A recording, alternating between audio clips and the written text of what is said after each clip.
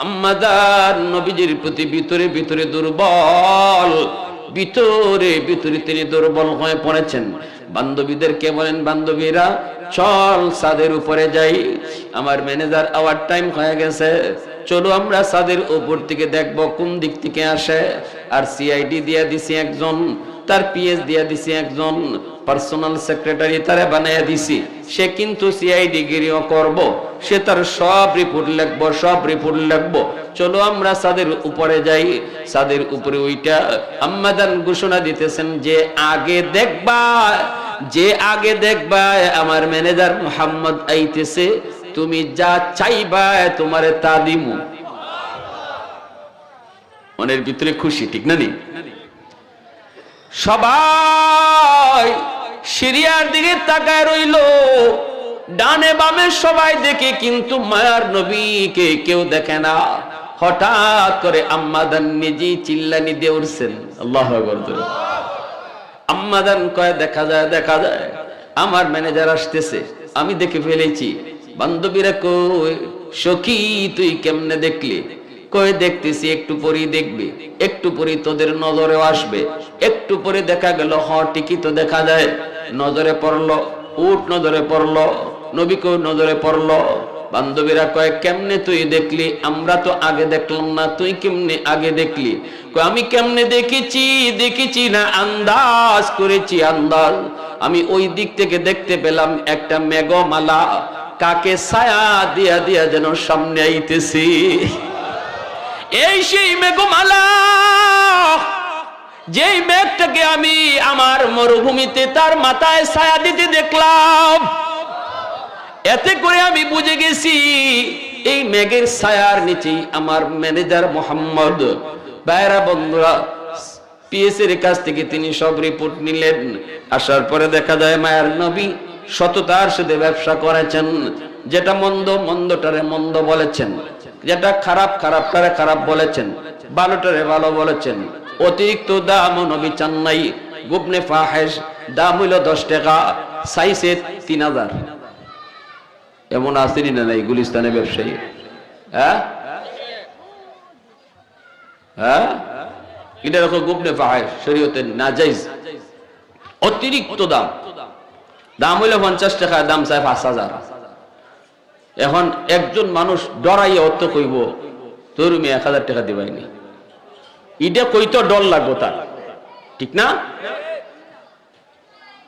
এর পর হের 950 টাকা লাভ। ডরাইয়া ডরাইয়া কইছে 1000 দিবাইনি, এরপর হের 950 লাভ। কিরম ডাকাইতে ব্যবসায় আসেনি না নাই? আমরা এই বাজারের কথা কই না, গুলিস্তানের কথা। ধোঁকাবাজি ব্যবসা, অতিরিক্ত দাম নেওয়া, ওই কাস্টমারের ধোঁকায় ফেলায় দেওয়া, একটা আন্দাজি দাম কইয়া কাস্টমারে বেবুতা বানাই লিছে। কাস্টমার হে তো একটা দাম কয়ে যেতে হইব, আবার এমনি যাইবার লাগিও দেয় না, দাম কয়ে যাও, দাম কয়ে যাও। আসেনি না নাই? কয় দাম করলে কেন লাগে, দাম কয়ে যাও, দাম কয়ে যাও। দাম না কইয়া গেলে পরে আপনি বেজ্জত করে নিব। হে তো এটা কইছে যে আমি তোমার কাছে 100 টাকার জিনিস 10,000 টাকা চাইছি, এখন দেখি তুমি কয় টাকা কও। যদি তুমি একবারে বেশি কম কও, বাপের গুত্তে কিনছিলে নি, বুঝিনি? শেষ বললায় পুরস্কার যেমন আছে, শেষাও আছে, ঠিক না নি?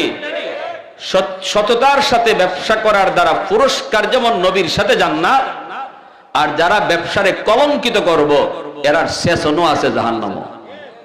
দুইটাই দুই লাইনে আছে। আম্মাদান নবীজির সততা দেখিয়া বিয়ার প্রস্তাব দিলাইছেন। নবীজি বিয়ার প্রস্তাব পাইয়া শরমে চাকরি ছেড়ে আইছে। আমার নবীর শরম কম না বেশি? জোরে কম না বেশি? নবী চাকরি ছেড়ে আইছে। আইয়া চাচার এখন, চাচা আমি চাকরি করতাম না। চাচা এখন কেনে? চাচা আমার মালিক যে ম্যাডাম বালা, খুব বালা মানুষ, খুব বালা, তুলনা হয় না। চাচা তুমি তো চাকরিটা তো আমার দিয়েছিলাই, খুব বালা মানুষ, তুলনা হয় না, কিন্তু আমার কাছে বেশি সুবিধা লাগে না। রসুল এখন কি তুইছে, আমার বিয়ার প্রস্তাব দিলাইছেন। আমি তাইনের আন্ডারে চাকরি করি, এটা ওই নেই চাচা, এটা ওই চাচা আবু তালিব তখন মুসলমান না, মুসলমান হইছিল না কোন সময়, কিন্তু রসুলটা মায়া করছেন, এত মায়া করছেন। চাচা আবু তালিব যতদিন দুনিয়ার বাচ্চা আসলা রসুলের গায়ে টুকা দেওয়ার সাহস বেদিন বেঈমানরা করছে না, টুকা দেওয়ার সাহস করছে না আবু তালিবের বাতিজা। তো চাচাই কইতেছে বাজান বাজান তোমার ম্যাডাম তো খাদিজাতুল কুবরা, আরবের ভিতরে সবচেয়ে ধনী একজন নারী, শুধু ধনী নয় আরবের ভিতরে সবচেয়ে সুন্দরী, শুধু সুন্দরী নয় তার চরিত্র হলো সবচেয়ে সুন্দর। আরবের ভিতরে কেউ চোখ তুললে তার দিকে তাকানোর সাহস করে না, সুন্দর বেশি হইলে পরে কলঙ্কের দাগ লাগে। কিন্তু খাদিজা এমন এক সুন্দরী আরবের যার চরিত্রের ভিতরে বিন্দু পরিমাণ কোন স্পট নাই। আল্লাহু আকবার। এ বাতিজা মুহাম্মদ, কত রাজপুত্ররা তার বিয়ে করার জন্য পাগল, কিন্তু সে কাউকে পাত্তা দেয় না, সে বিয়ে বসবে না। দুইটা স্বামী আগে মারা গেছেন, এজন্য সে কারো কাছে বিয়ে বসবে না। এখনো কত রাজপুত্ররা প্রিন্সের মতো চেহারা, সবাই তাকে বিয়ে করার জন্য পাগল, কিন্তু সে রাজি হয় না। যদি তোমাকে বিয়ে প্রস্তাব দিয়া থাকে, কেমনে দিছে কয় নিজে না, কেমনে দিছে কয় বান্ধবীরে দিয়ে দেওয়াইছে। আল্লাহর নবী চাচাই কয় বাতিজারি এমনটা ওইলে তো বেটা আমরা কপাল খুললো না। কিতা খুললো না? কপাল খুললেন বাবা, জীবনে খুব অভাবে গেছে রে। আল্লাহ রসুল চাচা ইতা মাত নাই তুই না, ইতা হয় না। তো সাথে সাথে চাচা কয় ঠিক আছে বাতিজা তোমারটাই ঠিক বাবা, তোমার কোন কাম কাজ করা লাগতো না, চাকরি বাকরি দরকার নাই, রক্ত বিচ্ছ হইল চাচাই তোমার খাওয়াই তাহো। পরের দিন আম্মাজান নিজেই আইসেন নবীর বাড়িতে। নবীজির চাচা আবু তালিব কয় খাদিজা গরিবের বাড়ি হাতির পাড়া কেন? আম্মাজান কয় আমি আপনার কাছে ভিক্ষা চাইতে আইছি। নবীজির চাচা আবু তালিব ডাক দিয়ে কয় খাদিজা আমার কাছে তোমাকে ভিক্ষা দেওয়ার মতো তো কিছুই নাই। সাথে সাথে আম্মাজান কয় না, যেটা আছে এটা দিতে পারেন, আমি এমন জিনিসই চাইবো যেটা আপনার কাছে আছে। কোনটা? কয় আপনার বাতিজা মুহাম্মদ, যদি আপনার বাতিজা মুহাম্মদের বউ আমার বানান, যদি আপনি আপনার বাতিজার বউ বানান, আমি সারা জীবন আপনার বাড়ির উঠান জারো দিমু। নবীজির চাচা আবু তালিব কয় ঠিক আছে বাতিজা, যা কইছিল তো তা ঠিকই। সাথে সাথে গিয়া কইতেছে বাতিজা রে তুমি যা কইছিলে কথা তো ঠিক, খাদিজা তো নিজে আইছে এখন বিয়ে বসার জন্য, কি করব বাতিজা একটু কনা। ও বাতিজা একটু রাজি হয়ে যাও, বাতিজা একটু রাজি হয়ে যাও, বাবা রাজি হয়ে যাও। আল্লাহ রাসূল চাচা এতই যখন কইতাছেন তাইলে আমি আপনারে কই তিনটা শর্ত লাগবো, তিন শর্ত যদি মানুন তাইলে আমি বিয়াত রাজি আছি। আল্লাহ রাসূল চাচা আইছেন, আয়া কইতাছেন আপনারে আমার বাতিজা কিছু শর্ত দিব, শর্ত মানবানি। সাথে সাথে আম্মাজান কইন 100টা শর্ত দিলেও রাজি আছি। চাচা গিয়া কয় বাতিজা খাদিজা 100 শর্ত দিলেও রাজি। বাতিজা তিনটা দরকার নাই, শর্ত আর দুই একটা বাড়া। আল্লাহ রাসূল কয় চাচা বাড়ানি লাগতো না, তিনটেই যথেষ্ট। কতে বাতিজা একটু চাচার ভাই চাইছে, জীবনে খুব কষ্ট হয়েছে রে বাবা, অভাবের স্বভাবে গেছে, একটু চাচার ভাই চাইয়া দুই একটা শর্ত চাচার ভাই লাগাইয়া কইছে। আল্লাহ রসুল আপনি টেনশন করেন না চাচা, সবই কমু। রসুল বইয়ে এখানে 1 নম্বর শর্ত আপনার যত বাড়ি আছে সব যাদের বাড়ি নেই তাদেরকে দিয়ে দিতে হইব। আম্মাদান কোন আমি রাজি। 2 নম্বর শর্ত কওয়ার আগেই চাচায় চায়, চাচা কয় বাতিজা রসুল কইব 2 নম্বর শর্ত হলো আপনার আমার ঘরে যদি আপনি আসেন, আপনি একজন ধনী মহিলা, জীবনে কোনোদিন অভাব টের পান নাই, কোনোদিন বোকা থাকতে হয় নাই, রংমহলে থাকছেন, বড় বড় অট্টালিকার ভিতরে থাকছেন, কিন্তু আমি মুহাম্মদ একজন গরিব, আমার নিজের কোনো গড়ই নেই, আমি চাচার ঘরও থাকি, চাচার ঘরও খাই, আমার চুলাওই নেই। অতএব আমার ঘরে আইলে পরে আপনি না খায়া থাকতে হবে। কখনো কখনো 1 দিন 2 দিন 3 দিন চলে যাবে, মুহাম্মদের চুলায় আগুন জ্বলবে না, ঘরের ভিতরে ভাঙ্গা বেড়া থাকবে, আপনি পারবেন নি বোকা থাকতে কষ্ট সহ্য করতে পারবেননি। আম্মাজান কয় আমি আপনারে যদি পাই সারা জীবন না খায়া থাকতে রাজি। এখন রয়েছে কয়টা? চাচা কয় ভাতিজা আর আছে একটা রে বাবা। রাসূল কয় আপনার যত সম্পদ। এমনি চাচা খুশি। চাচা ভাতিজা কইলাও কইলাও, আরে আমার লাগে যদি নাও খোঁজ বেটা, তোর লাগে হইলো খ, তোমারটা হইলো তো আমি হই, ঠিক না নি? নবী কয় আপনার যত সম্পদ, সব সম্পদ গরিব অসহায় মিসকিনদের মধ্যে দান করে দিতে হবে। আম্মা দান কয় আমি রাজি। চাচা কয় তোর বিয়া তুই কর, আমি গেলাম। দিনের নবী, মার নবী, রহমতের নবী, তিনি ব্যবসায়ী ছিলেন। আম্মাদান তার সকল সম্পদ নবীর কাছে দিয়ে দিছেন।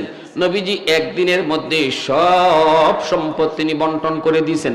একটা সুতাও আল্লাহর নবী রাখেন নাই, বউয়ের বাড়ি থেকে একটা সুতাও নবী রাখেন নাই। আর আমরা বিয়া করার আগে কই ফালসাল লাগবো, ঠিক না? আবার কিছু কিছু ছেলের আব্বা আম্মা আছে, কি দেওয়ান লাগবো কইলে কই নাউজুবিল্লাহ নাউজুবিল্লাহ, ইয়া আল্লাহ আল্লাহ, না জায়েজ, ইতা পারে না, ইতা পারে না, এটা যৌতুক, হারাম। হুজুরে কইছেন হারাম। কিন্তু ওই যে গড়টা আইব, এটা তো আপনার মেয়ে, ওই এই গড়টা একটা ফ্রিজ হইলে আপনার মেয়েও তো ফ্রিজ ব্যবহার করব। যে খাট পালংটা দিবা, এটা তো আপনার জিওই থাকবো। আর রুমটা সাজাইতে একটা টেলিভিশন 26 ইঞ্চি বা 40 ইঞ্চি, এটা আপনার ফুরিই দেখবো। ওই দেখেন কেমনে লয়। ফইলা কইছি ইন্না লিল্লাহ, ইতা পারে নাই, ইতা আমরা বংশ তো নাই। আবার কেউ আছে গুড়াইয়া মারে, নিজে কয় না আর একজনকে দেখো আয়। এই যুগে ফালসান না দিলে ওই ফুলাটা একটা খামের ব্যবস্থা করতে হইব না। সৌদি আরব যাইতো, 7 লাখ টাকা 8 লাখ টাকা লাগবো, টাকাটা দিলে টাকা কামাইবো, এটা তো তোমার জিল লাগিবই। তুই আকামা ফুলারে বিয়া করা হল লাগে, বিয়া কইরা হোর বাড়ির টাকা দিয়া বিদেশ যাইবো, এরপরে বউ বলতো। আল্লাহ রাসূল সাল্লাল্লাহু আলাইহি ওয়াসাল্লাম সাফ সাফ বুঝাইয়া দিয়েছেন আপনারা কোন যৌতুক নেওয়া হালাল না হারাম। আওয়াজ আসতে হইছে, রুগী আছে মনে হয়, আরো জোরে, হালাল না হারাম? না পাক, এটা না পাক, এটা হারাম, হারাম। যে ঘরে যৌতুক ঢুকবো, এই ঘরের মধ্যে বিষাক্ত সাপ হামাইলো, সব জ্বালায় যাইল। আমাদের সমাজে কিছু মানুষ আছে এরকম, যখনই কয় ফালসাল লাগবো, বিদেশ দেওয়ান লাগবো, টাকা দেওয়ান লাগবো, তখন ওই মেয়ের বাপে কয় মোহর কতই তো, কয় মোহর হইব 20 লাখ।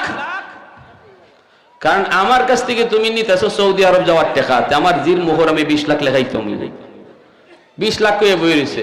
যে জামাইয়ের কাছে বিয়া দিতেছে, হ্যাঁ দিবার ক্ষমতা নাই 1 লাখ, দিবার ক্ষমতা নাই 1 লাখ, মোহর লেখাইছে 12 লাখ 20 লাখ। উদ্দেশ্য কিটা? সার তাই না আংটা লাগাইলাম। কিন্তু আমার জানা মতে 1 কোটি টাকা মোহর দেও, যে ঘরের সংসার টিকে না, মোহরে আটকায় না, তালাক হয়ে জায়গা, মোহরে চায় না। আর যেই বিয়ার মধ্যে মোহর কম, যৌতুক নাই, অল্প খরচে বিয়া, এই বিয়া টিকে বেশি। মানলে মানুষ, না মানলে নাই। এই বিয়ার আল্লাহ রসুল কইরে বরকতি বিয়া, বরকতি বিয়া, এই বিয়ার মধ্যে বরকত থাকে। আল্লাহ স্বামী স্ত্রীর ভিতরে মহব্বত বাড়াইয়া দেয়। জামাইও নিশ্চয় যৌতুক, আর মেয়ের বাপেও বয়সে 20 লাখ। এই যে শরীয়ত বিরোধী কাজ দুইটার জায়গা থেকে আইছে, যার কারণে এই ঘরে আর শান্তি আসে। এজন্য শরীয়ত বলে যার তৌফিক আছে যতটুকু মোহর দেওয়ার, এতটুকু লেখাও, বেশি লেখাও না। যৌতুক আপনার এই যে মোহরের টাকা পরিশোধ না করে কেউ যদি কবরে যায়, কিয়ামতের ময়দানে পাই টু পাই হিসাব করে বউ আদায় করব। বউয়ের প্রথম মামলাটাই মোহরের মামলা। জামাইয়ের বিরুদ্ধে বউয়ের প্রথম মামলাটাই হবে মোহরের মামলা। আল্লাহ, আমার স্বামী আমার মোহরের টাকা না দিয়ে কবরে আইছে। এত আদরের কলিজার টুকরা বউ, এই বউয়ে বহু জামাইরে আল্লাহর আদালতে আসামি বানাইব। বিন্দু পরিমাণ সার পাইতা না, বিন্দু পরিমাণ মায়া নাই, হাসরের মাঠে কোনো মায়া নাই। এজন্য বুঝছে মোহর লিখো, আর যা লেখছো সব টাকা এখন না দিতে পারলো আস্তে আস্তে দিও। আমার ভাইরা, যে কথা সামনের দিকে আগাই, আমি বলতেছিলাম এবার শুনেন, ব্যবসা 3 সুরতে তুমি ব্যবসা করো। এক হলো মুশারাকা, আরেক হলো মুদারাবা। মনোযোগ আছে কার কার? একটু হাত তুলে দেখান আল্লাহরে, মনোযোগ আছে কার কার? জোরে কও আমিন। এখন কিছু কথা বলবো, অত্যন্ত গুরুত্বপূর্ণ কথা, কথাগুলো একটু মনোযোগ দিয়ে শুনবেন। ব্যবসায়ী ভাইরা এখানে অনেকে আছেন, একটু মন দিয়ে শুনবেন। আল্লাহ ব্যবসার অনেকগুলি সূরত হালাল করছে, একটা সূরত হারাম করছে। সূরত কয়টা হারাম? জোরে জোরে জোরে। হারাম কয়টা? একটা। আর তিনটা সূরত হালাল, মুশারাকা, মুদারাবা, মুরাবাহা। আর এই তিনটা সূরত হালাল, আরেকটা সূরত আল্লাহ হারাম করছে, এটা হইল সুদ। সুদের ব্যবসা, সুদের ব্যবসাটা হারাম করছে। তাহলে সব জায়গাতেই আমরা দেখি আল্লাহ যা নিষেধ করে এটা কম, আর ওপেন করে রাখে আল্লাহ বেশি। কিন্তু আমরা এমন চশমা লাগাইছি, আমার নজর খালি যেটা নিষেধ করছে ইবাই যায়, ঠিক না? নি ডাক্তারে কইছে আপনি চিংড়ি মাছ খাইবেন না, কারণ আপনি অ্যালার্জি, বাকি সব খায়। হে আইয়া কয় ডাক্তারের কথা মানন যাইতো না, ডাক্তারের কথা মানলে মরি যাবো। কেন, কি হয়েছে? সব নিষেধ করে দিলাইছে। সব নিষেধ করলো, কই তোমার দেখালি চিংড়ি মাছ আর ইলিশ মাছ খাইতে নিষেধ করছে, বাকি তো সব কইলো খাইতে। দূরমি এই দুইটাতে আমি খাইতাম চাই, হেয়ার বলে এই দুইটার ভাই নজর যায়। এই জন্য আইয়া কয় ডাক্তারের কথা মানলে বাঁচন যাইতো না, মরে যাবো। আমাদের সমাজের কিছু মানুষ যারা খালি সুদের দিকে নজর যায়, কসকসে টাকা, কম চিন্তায়, কম শ্রমে, বইয়া বইয়া গড় বইয়া ব্যবসা জমানি যায়, এরার নজর খালি ইবাই যায়। এজন্য এদের তরফ থেকে আইব এই ধরনের কথা। আর হুজুররার কথা হুজুররা কইবই, হুজুররা কথা মান্যা চলন যাইতো না। নাউজুবিল্লাহ, জোরে কোন, আরো জোরে কোন নাউজুবিল্লাহ। আমার ভাইরা বন্ধুরা, এজন্য যুবক, এক নাম্বার হলো মুশারাকা। এই যুবক, তিনটা ব্যবসার সূরত তুমি শোনো। এক নাম্বার হলো মুশারাকা। মুশারাকা বলা হয় শরিকানা ব্যবসা, পার্টনারশিপ ব্যবসা। আমি 2 জনে, 3 জনে, 5 জনে, 10 জনে করলাম, যে যে পরিমাণ ইনভেস্ট করব তার এই পরিমাণ লাভ পাইব, ঠিক কিনা? জোরে কোন। যদি লস হয়, যে যে পরিমাণ ইনভেস্ট করছে তার লস এই পরিমাণ হইব, এটা বুঝানি লাগবো, এটা বুঝানি লাগবো। বুঝলেন? কিন্তু এত লম্বা কথা কোন যেত না, বুঝলেন কম কথায়। 2 নম্বর হলো মুদারাবা। মুদারাবার সূরত হলো, মুদারাবার সূরত হলো একজনের শ্রম আরেকজনের টাকা, একজনের শ্রম আরেকজনের কিতা। একজনের শ্রম, সে টাকা নাই, সে গরিব, শ্রম দিতে পারবো কিন্তু টাকা নাই। আরেকজনের টাকা আছে কিন্তু শ্রম দেওয়ার টাইম নেই। এজন্য 2 জনে ব্যবসা করছে, একজনে টাকা দিছে, আরেকজনে শ্রম দিছে, 2 জনে ব্যবসা হয়েছে, লাভ সমানে সমানে, লাভ সমানে সমানে, অথবা আলোচনা কইরা এদ্দুর লাভ অমুকে, এদ্দুর লাভ অমুকে, এভাবে ব্যবসাটা করলো। আলোচনা সাপেক্ষে যদ্দুর লাভ লস এটা 2 জনে ভাগ করে নিব। কিন্তু এই ব্যবসায় লস যদি হয়, তাহলে যে ইনভেস্ট করছে টাকা, সেই শুধু লসের ভাগিদার নিব। যে শ্রম দিছে তার কোনো ভাগ নাই, লসের ভাগ সে নিবে না, কারণ সে যে সময় দিছে এটাই তো তার লস। কথাটা বুঝে আসছে? যে সময় দিছে এটাই তো তার লস। এখানে টাকার লসের মধ্যে যে শ্রম দিছে সে আসবে না। ইনভেস্ট যে করছে সে লাভ, লাভের অংশীদার 2 জনে নিব, লসের অংশীদার শুধু একজনে নিব, যে টাকা ইনভেস্ট করছে। শ্রম যে দিছে তার কোনো লসের অংশীদার নাই। এটা হলো বায়ে মুদারাবা। 3 নাম্বার হলো বায়ে মুরাবাহা। মুরাবাহা বলা হয় ওই ব্যবসাকে যে ব্যবসার মধ্যে একজনের কাছে টাকা নাই কিন্তু দরকার তার ফ্রিজ। এই জন্য লোকটা যদি, যেই লোকটার কাছে টাকা আছে তারে যায় কয় ভাই আমার একটা ফ্রিজের দরকার, আমার একটা ফ্রিজ কিনে দিবেন নি? লোকটা কইল ঠিক আছে, টাকা নাইনি। কয় না, ফ্রিজের দাম কত? কয় 1 লাখ। ঠিক আছে, আমি 1 লাখ দিয়ে তোমারে ফ্রিজটা কিনে দিমু, কিন্তু তুমি আমারে 1,20,000 দিবা। কেমনে দিবা? একবারে তো দিতে পারতায় না, কিস্তিতে দিবা। কেমনে দিবা? জোরে কও। একজনের কাছে টাকা নাই, আরেকজনের কাছে টাকা আছে, দরকার তার ফ্রিজ। যে লোকটার কাছে টাকা আছে সে যে ফ্রিজটা কিনলো, কিনে এই লোকটার কাছে 1,20,000 বেচলো, লাভ হইলো 20,000। কয় হাজার লাভ? 20,000। এইদিকে এই লোকটার লাভ হইলো সে একবারে টাকা দেওয়ান লাগতেছে না, কিস্তিতে কিস্তিতে ভেঙ্গে ভেঙ্গে দিতে পারতেছে। এটাও হলো শরীয়তে ব্যবসা হালাল, যেটাকে মুরাবাহা বলে। এই 3 সিস্টেমে শরী ব্যাংক যেগুলি শরীফ ব্যাংকগুলি এই তিন সিস্টেমেই ব্যবসা করে, এই তিন সিস্টেমেই ব্যবসা করে, তিনটা সিস্টেমেই ব্যবসা করা বৈধ। শরীয়তে যে ব্যাংকগুলো আছে শরীফ ব্যাংক, এই ব্যাংকারগুলা আমাদেরকে এই সিস্টেমেই ব্যবসা করে। বাকি তারা ওই যে বাংলাদেশ ব্যাংক থেকে সুদ আনলো কি না আনলো সেটা তাদের ব্যাপার, কিন্তু আমার সাথে এই ব্যাংকের যে লেনদেন, এই লেনদেনটা সে এই তিন সুরতে দেখাইতেছে।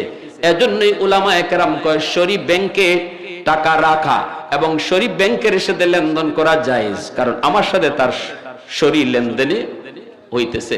সে কার সাথে কোন ব্যাংক থেকে আবার সুদে টাকা আনতেছে এটা সে জবাব দিব।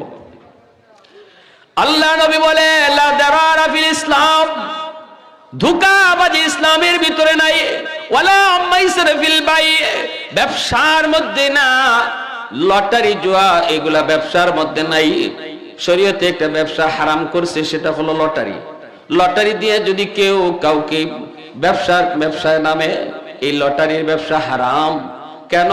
10 টাকা দিয়ে আপনি লটারি কিনলেন, কিনছে 1 কোটি মানুষে, শেষ পর্যন্ত 1 কোটি মানুষে কিতাব পুরস্কার পাইছিনি, হ্যাঁ কয়েকজনে পাইছে, ঠিক না? বাকিরা এই লটারি কাগজ পানিতে ধুয়ে দিয়ে খাইছে, ঠিক না নি? এজন্য শরীয়ত এটা জায়েজ না, এটা জায়েজ না। একটা সূরত লেখছেন, যদি লটারি কাগজটা নেওয়ার সময়ই একটা কলম দেলায় 3 টিকা 5 টিকা দামের একটা কলম দিয়ে দিত, বদলা হইতো, কোনটা সূরত বাইর করা যাইতো, এই সূরতটা জায়েজ করার। কিন্তু লটারি কিনবার সময় কাগজটাই দেয় খালি, আর কিছুই দেয় না, না পাইলে এই কাগজ দুইই তুমি খাইতে, ঠিক না নি? শরীয়তে আর একটা সূরত ব্যবসার মধ্যে হারাম করেছে, সেটা হলো লা দারারা ফিল বাই, ধোঁকাবাজি ব্যবসার মধ্যে নাই। যেই ব্যবসার মধ্যে ধোঁকা থাকতে পারে এটা শরীয়তে নাজায়েজ বলেছে, কারণ এখানে আমাদের ঝগড়া আসতে পারে। কোন সূরত? আকাশের উপরে কবুতর উঠতেছে, একজনে কবুতর পালে, কবুতর উঠতেছে আকাশে, আকাশে রেখে কবুতর বেচে লাইছে, কই যে দেখো আমার 10টা কবুতর, এই 10টা কবুতর তোমার কাছে বেচলাম, এটা নাজায়েজ। কেন? কারণ 10টা কবুতর প্রতিদিন তোমার বাড়িতে আসে, কিন্তু আজকে নাওয়াইতে পারে, ঠিক না? অথবা একটাও নাওয়াইতে পারে, একটা যদি না তখন তোমার লেগে যাবো, তুই তোর 10টা কবুতর কইছিস, আইলো দিন 9টা আরেকটা কই, মারামারি হওয়ার আশঙ্কা আছে, ঝগড়াঝাটি হওয়ার আশঙ্কা আছে। যে ব্যবসার মধ্যে পরিণাম ঝগড়ার দিকে যায়, শরীয়তে এটা নাজায়েজ, এটা হলো রুল। যে ব্যবসার মধ্যে ঝগড়ায় যায়, হাওরে তুমি মাছ কিনছো, মাছ ডাক নেও, জলমাল নাজায়েজ। আপনি যে এখানে জলমালের এই আওয়ারের মাছ কিনছেন, মাছ দেখছেন কোন? এই যে বড় বড় ওয়া দিতেছে, পুকুরের মাছ কিনছেন, এই যে আপনি ওয়া দিকে দিকে মাছের ওয়া দিকে দিকে আপনি মাছ পুকুর কিনে লইছেন, এটা মাছের ওই ওয়া না কাঁকড়ার ওই ওয়া, এটা কোনো খবর আসেনি? হ্যাঁ, একটা পর্যায়ে আইব কি তা, ইয়া আল্লাহ আমি এত টাকা দিয়ে কিনছিলাম ভাই, লস তো খাইলিছি ভাই, মাছ তো আইডিয়া করছিলাম এরকম হইব, ওইছে না তো, আমার কিছু কমায় দাও, আমি এত টাকা পারতাম না, এরকম কথা আয়নি? জোরে কন্যা গেল লাগি আয়নি? তে হে যদি না মানে, বলে না আমার এত টাকা লাগবেই, যেটা বেচা হইছে এইটাই, তো এই ঝগড়া হইবনি? শরীয়ত বলে না জায়েজ। যে জিনিস তুমি বেচবা এটা তোমার হাতে আগে কবজা করো, তোমার নিয়ন্ত্রণে আসতে হবে, হাতে কবজা আনতে হবে, এরপরে তুমি এটা বিক্রি করো। গরুর উলানের মধ্যে দুধ রেখে বিক্রি করা নাজায়েজ, কারণ উলান ফুললে রইছে, তুমি বুঝতেছো দুধ, এটা টিউমার হইতে পারে, ঠিক না নি? টিউমার হইতে পারে, তুমি এতগুলা দুধ মনে করে কিনছো, পরে যখন দুধ খিরাইবা দেখবা দুধ নাই। শরীয়ত বলে যে জিনিস বেচবা এটা আগে হাতে আনো, আগে কবজা আনো, এরপরে বেচো। উড়ন্ত পাখি বিক্রি করা নাজায়েজ, পানির নিচের মাছ বিক্রি করা নাজায়েজ, গরুর উলানের ভিতরে দুধ রেখে দুধ বেচা নাজায়েজ, কারণ শরীয়ত এটাকে সাফ সাফ রাখে, ব্যবসাটা যেন পরিষ্কার হয়, ব্যবসার মাঝে কোনো ধোঁকাবাজি নেই। ব্যবসার ভিতরে আন্দাজে ব্যবসা শরীয়তে সেটা সমর্থন করে না, এটা ঝগড়া হওয়ার আশঙ্কা। একটাই শুধু হারাম, সেটা হলো সুদ। এ যুবক একটু খেয়াল করে শোনো, এই জমিনের ভিতরে আল্লাহর এমন অনেক বান্দা আছে যারা সুদ খায়, সুদের ব্যবসা করে, কিন্তু এটারে বুক ফুলায়া ব্যবসা করে, এটা যে হারাম অবৈধ কাম করে এটা মনেই করে না। শরীয়তের ভিতরে কোনো বিধি বিধান নেই। যুবক কেউ যদি মনে করে এটা হারাম না, অথচ শরীয়তে হারাম, এটা মন্দ কাজ না, অথচ এটারে সে মন্দ মনে করে না। মন্দ কাজ কিন্তু মন্দ মনে করে না। শরীয়ত বলে এই মানুষটার ঈমান থাকে না। একজন মানুষ সুদের ব্যবসা করে কিন্তু যদি দিলের ভিতরে এই নিয়ত রাখে, মালিক আমি বহুত বড় অন্যায় করতেছি, আল্লাহ তুমি আমার একটা সময় এখান থেকে বাইর করো, আল্লাহ তুমি আমার এই পথ থেকে সরাও, আল্লাহ আমি বহুত বড় ভুল করতেছি, এই মানুষটার ঈমান যাবে না, বেঈমান হবে না, বেঈমান হবে না। কিন্তু যেই মানুষটাই কইব সুদ আর ব্যবসা তো একই, ব্যবসা করলে যেমন লাভ হয় সুদেও তো এমন লাভ হয়, সে যদি ব্যবসাকে হালাল মনে করে আর সুদকে হারাম হালাল মনে করে, এই মানুষটা আর মুসলমান থাকে না, ডাইরেক্ট বেঈমান হয়ে যায়। কয় হুজুর আমি তো সুদ খাই না, সুদের ব্যবসা করি না, আমি ইন্টারেস্ট নেই। কিনে নাম বদলাই লিছে, এমন সালাক্য বাঙালি আসেনি না নাই? সুদ বুঝিনি আমরা, 10,000 টাকা দিয়া 20,000, 20,000 দিয়ে 30,000, টাকা দিয়ে টাকা, টাকা দিয়া টাকা দিয়ে টাকা আসেনি? খালি নাই না, ওখন বেড়াইতে খালি খায় না, পিঠ টেনতে ওষুধ খায়। ওখন হলে ধনীরা সুদ খায় না, রিক্সাওয়ালায় ওষুধে টাকা লাগায়। গরিবের ঘরও সুদ ঢুকে গেছি, গরিবের ঘরও সুদ ঢুকছে, যার কারণে মুসলমানের ঘরে এত অশান্তি, স্বামী স্ত্রীর ভিতরে অশান্তি, ভাই ভাই অশান্তি, বাপ বেটা অশান্তি, রহমত নাই, ঘরের ভিতরে রহমত নাই, হারাম ঢুকতেছে। ইন্টারেস্ট কা ইন্টারেস্ট, আমি বলি ইন্টারেস্ট কোনটা? কয় ওই যে টাকা দিয়ে একটু লাভ নেই, এটা ইন্টারেস্ট। হুজুর কোরআনে তো কইছে সুদ হারাম, কিন্তু আমি সুদ নেই না, আমি ইন্টারেস্ট নেই। বলুন তো, নাম বদলাইলে জিনিস বদলেনি? কালা কুত্তারে কেউ কালা ছাগল, কালা ছাগল রে কেউ কালা কুত্তা কইয়া আজ পর্যন্ত খাইছিনি? বই আমি নাম বদলাইলেছি, এমন তো কেউ করে না। তাহলে বোঝা গেল নাম বদলাইলে জিনিস বদলে না, নাম বদলাইলে কখনো জিনিস বদলে না। ভাইরা বন্ধুরা, আরেকটা নাম বদলাইছে ঘুষের, ঘুষের নাম বদলাইছে। আমি ওই দিন যাই অফিসে যাই শুনছি, কই হুজুর সুদের নাম বদলায় রাখছে ইন্টারেস্ট, কিন্তু ঘুষের নাম বদলায় কি তা রাখছে জানেননি? আমি কই না, এটা তো নাম পাইছি না। কইটার নাম হইলো স্পিড মানি, স্পিড মানি।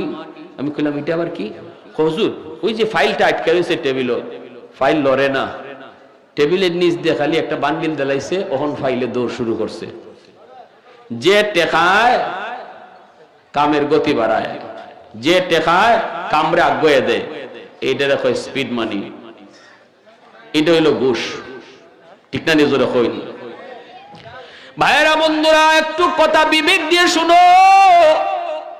সুদে ঘুষে যে মানুষগুলা হারাম টাকা করে ঢুকাও, আল্লাহ কিন্তু হাসরের ময়দানে সবার কাছ থেকে জবাব নিবে না রে যুবক, জবাব নিবে শুধু একমাত্র তোমার কাছ থেকে। সুদের টাকা দিয়ে তুমি ঘর বানাইছো, এই ঘরের ভিতরে থাকতেছে 10 জন, হিসাব আল্লাহ 10 জনের কাছ থেকে নিবেন না, হিসাব নিবে একজনের কাছ থেকে, যে সুদের টাকা দিয়ে ঘর বানাইছে, ঘুষের টাকা দিয়ে যে ঘর বানাইছে। সুদের টাকা ঘরের ভিতরে ঢুকায়া তুমি পাতিল বুইরা ভাত রান্না করেছো, 10 জনে খাইলো পাতিলের ভাত, আমি খাইলাম মাত্র 1 প্লেট। আল্লাহ পাক রব্বুল আলামিন পুরা পাতিলের হিসাব 10 জনের কাছ থেকে নিবেন না, হিসাব নিবেন একজনের কাছ থেকে, যে হারাম টাকা ঘরে ঢুকায়া সবাইরে খাওয়াইছে। সবাই যারা খাইছে এরা ফাও ফাও খাইছে, খাইব 10 জনে, হিসাব দিব একজনে। এটা কেডা? এ হইল সুদখোর। এ কেডা? খাইব 10 জনে, হিসাব দিব একজনে, রেডি থাকো সুদখোর।